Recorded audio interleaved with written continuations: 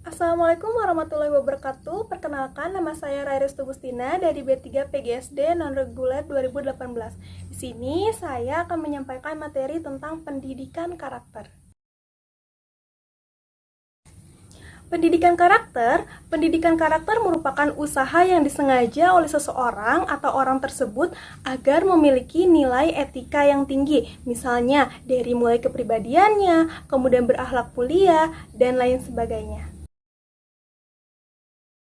Pendidikan karakter di sekolah itu berfungsi untuk membentuk karakter atau kepribadian seseorang agar seseorang tersebut mempunyai moral yang tinggi, berakhlak mulia, berkarakter kuat, dan bertoleransi terhadap sesamanya. Kemudian, di dunia juga pendidikan karakter itu sangat penting karena ketika seseorang sudah memupuk pendidikan karakter di dalam dirinya, maka seseorang tersebut akan mempunyai sikap yang jujur, bertoleransi, bertanggung jawab, rajin, dan lain sebagainya. Nah, pendidikan karakter ini merupakan dua kesatuan. Yang satu ada moral education dan yang kedua ada karakter education. Kedua konteks ini tidak bisa dipisahkan, mengingat bahwa negara Indonesia ini sedang mengalami krisis pendidikan karakter atau bisa disebut dengan krisis moral. Nah, gunanya pendidikan karakter ini bisa ditanamkan sejak dini karena sekarang kita tahu bahwa kasus banyak sekali terjadi.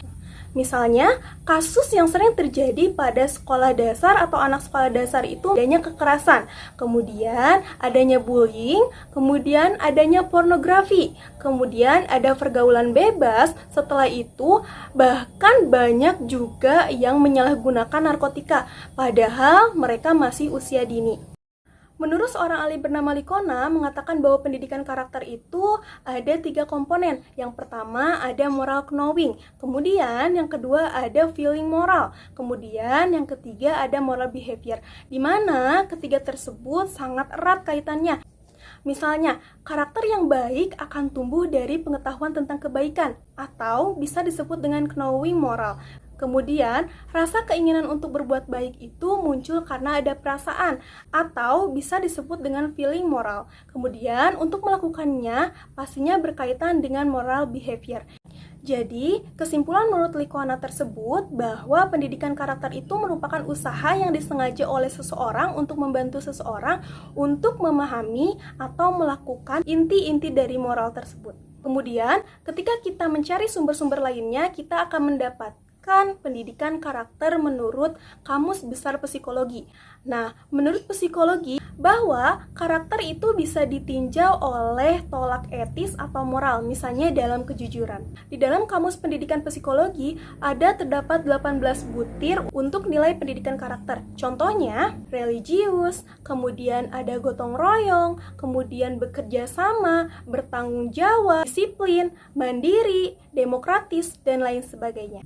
Kita akan mengambil salah satu contoh yaitu jujur.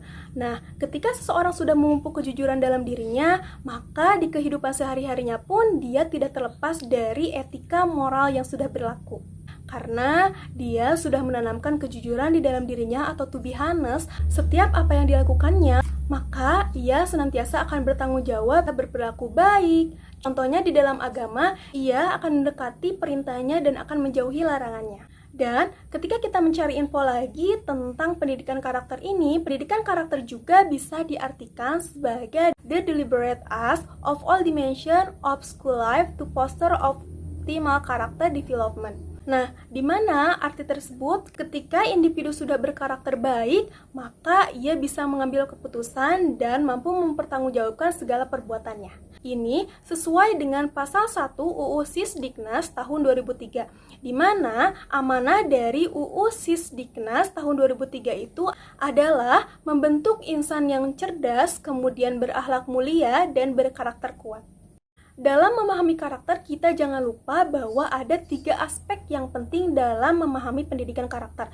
Yang pertama, ada kognitif atau pengetahuan kita. Kemudian ada feeling atau perasaan. Dan yang terakhir ada tindakan atau action.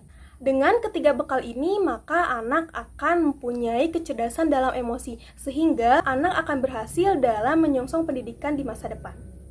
Kemudian terdapat 9 pilar karakter yang berasal dari nilai-nilai luhur universal.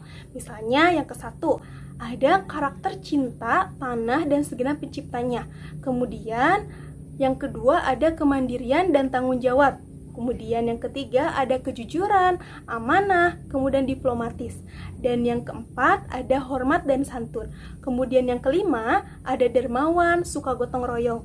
Kemudian yang keenam percaya diri dan pekerja keras.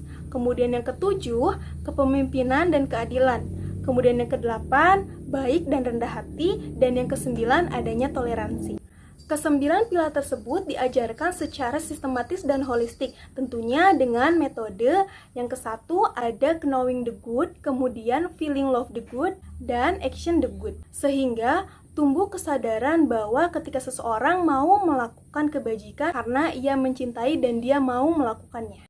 Perlu kita garis bawahi bahwa pendidikan karakter itu harus ditanamkan sejak dini, karena ketika kita sudah menanamkan pendidikan karakter sejak dini atau masa paling keemasan atau disebut dengan golden age, maka ia akan terbiasa dalam berbuat baik. Contohnya dalam pengetahuan kognitif, kemudian ada afektif, psikomotor akan sejalan dengan norma-norma yang berlaku.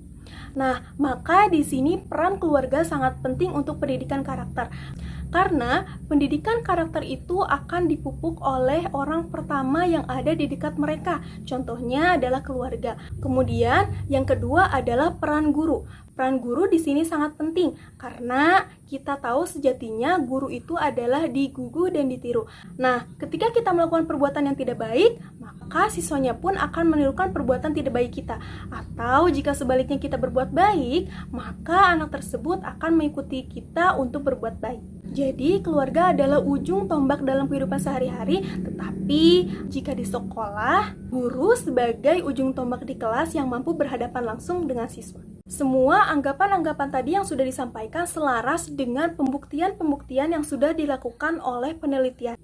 Contohnya, dalam sebuah penelitian terbukti dalam karakter education yang diterbitkan oleh Education Partnership. Nah, hasil studi ini merupakan hasil dari Dr. Marvin dari University of Missouri. Nah, dia mengatakan bahwa motivasi belajar siswa meningkat akibat dari adanya pendidikan karakter.